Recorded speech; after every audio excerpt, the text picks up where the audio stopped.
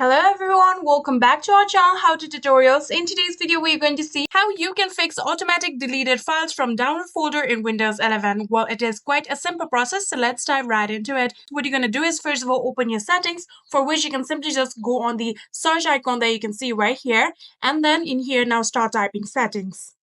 After typing settings, here you can see the option of open. Simply just click on it in order to open it. Here you can see this is the settings of your PC.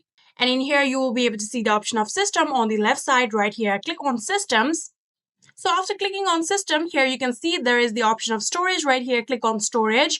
And under the storage, here you can see the option of storage management. And under it, you can see the option of storage sense. Here you can see currently it is turned on by default. You can simply just click on this arrow that you can see right here. And in here, you will be able to see the option of delete files in my download folder if they haven't been opened for more than. And in here, you can see it is currently 30 days. You can click on this arrow in order to change it. Just like this, here you can see if it is on any other 1 day, 40 day, or 60 days in your PC, you can simply just click on never like this. And now your downloaded folders will never be deleted even if they haven't been opened forever.